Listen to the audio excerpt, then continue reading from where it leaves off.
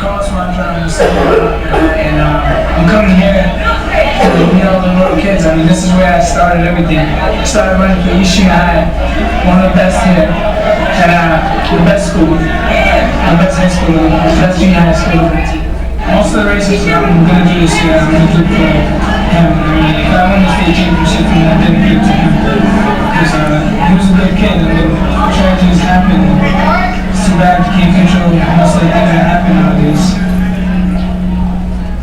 I just have one question. Why did it take one person's death for them to finally put up a camera near the Baptist station? I mean, it's dark around the side where my brother was attacked. I mean, it took so long for me to finally make it a good place to walk by, because now there's a lot of light and you can see if anything happens.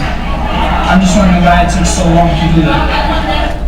I didn't take a murder for anything like that to be done to make it safer in that region, that bus on Commercial Street. I'm not sure about the question. I know that there's the whole bat turn, the whole bat intermodal center is lit up, so I'm not specifically sure.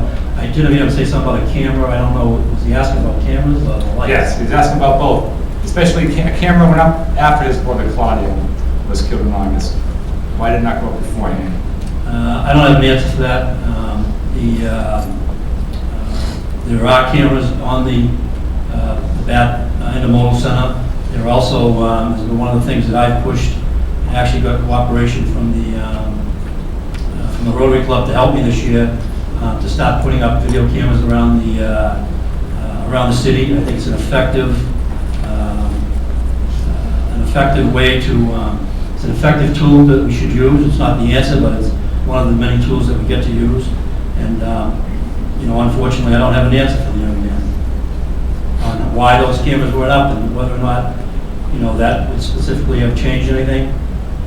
We don't know, but all I can say is that I believe that that's something that we should be doing, and we just got $250,000 from Senator Kenny's office to buy even more, and we'll start putting them up all over the city. In fact, I know that my opponent on his website is against the cameras. In fact, has said that they create some kind of us against them mentality, and that he doesn't think that they're effective. But I would put them up all over the city. I can't speak specifically to that question. I can certainly say that if you think crime is a perception, then your actions speak and follow your beliefs. So you do very little because the biggest challenge facing Brockton, and this is according to our mayor, is a perception of crime. Then the biggest challenge we face actually isn't a challenge at all. And so if you're walking around thinking there are no challenges, that there are no problems, then you don't work on solving them. And this is just an example of how that kind of lack of leadership will lead us. Concerning my position on cameras, I've said it very clearly. I think cameras belong in commercial districts. I don't believe that cameras belong on residential streets because I think you're talking about, in my opinion, double victimization. You have families who, I just can't imagine the government looking and knowing who's coming into my home, when I wake up and leave, when I return, who returns with me, and all that sort of stuff. I just think it's a scary place to be. And the reality is, even the cameras that we have in the streets today, we don't have enough officers to monitor the cameras live anyway. And so it's not effective the way it's set up. And so to place a camera out there to make people feel safer, I think is, again, a disingenuous strategy. Because those cameras that are there even today are not monitored. They're not in helping us to be proactive around the crimes that are happening. Certainly you can then go back and get the tape and try to solve them. I also have an issue with the mayor's proposals around red light cameras. I think personally it's a ploy. I'm not even certain how you plan to pay for it, Mr. Harrington, or even if it's legal. My understanding is that in Massachusetts, the officer needs to actually identify the driver of the car and hand that person the ticket. And so this whole idea of red light enforcement with cameras at intersections, but practically I have questions because most studies will tell you that intersections that are problem intersections are problem intersections because of poor intersection design or poor light time. And so that program essentially then says, well, you pay taxes for bad design, so versus fixing the design, we'll ticket you for the bad design. So it's double taxation in my opinion. And that's how, unfortunately, Mr. Harrington operates. It's not about going to the core of the problem and solving it and making the investments where they need to be made. It's about trying to fix things after they've been so screwed up that you have no choice but to deal with it, and your options are limited. That's not leadership. It's interesting that you bring up perception.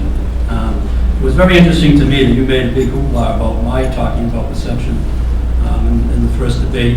And then the other night at the Republican City Committee debate, when you were talking about what we should do downtown, and you were talking about poor planning, and you mentioned that the courthouse was not a good thing for Brockton because everybody in Plymouth County that got arrested was brought to Brockton, which of course you were corrected afterwards.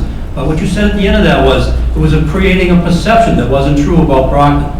So wasn't that interesting that you've come full circle on this issue? What I said now let me was- finish. As far as first of all, let me tell you something. If you're not willing to take every possible step to prevent crime and to work for public safety, then you're soft on crime. If you're not going to put up cameras because you were personally offended for them, they work. They work all over the country. They get results. They don't necessarily stop the crime, but as the young man said on the film there, they help solve the crimes. And when people know those cameras are there, then they move out of the area. We found when we put it on Pleasant and Warren Avenue, that all those people that were congregating up there and trying to sell drugs and do other things, all left town when we started putting the cameras up. So, so there is a need to do, and of course, obviously, cameras alone aren't going to work. You need to have to put the, as Mr. Stewart said earlier, you have the right systems in place. You have to have the police officers on the street. You have to do the kind of things that it takes to do to get those things done. So to sit here and say that, that somehow it's unfair to the people in the neighborhoods, I think the people that live in those neighborhoods where the hot spots are would agree with me that those cameras should be there.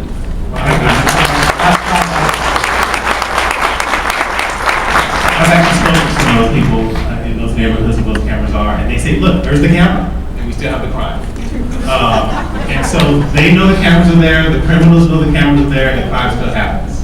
Because it's just a small part of a bigger problem, and it's certainly not leading us to the solution that we need. Concerning perception, what I said, just to be clear, is that if you have a courthouse in your city, and you have criminals outside of your city who are tried at that courthouse, then you're adding Brockton and crime to the city when some of those crimes didn't happen in Brockton. That's what I said, Mr. Harrington. No, exactly what you said is that... Why, Mr. Harrington, Mr. Stewart's calling. Well, exactly what he said was is that it creates a perception that isn't true. But what I said was that you increase the number of reports in the media about crime associated with Brockton, that those crimes are not happening in Brockton. It's a bad planning decision. That was a bad planning decision, in my opinion. The power plan is another bad planning decision that this mayor pushed.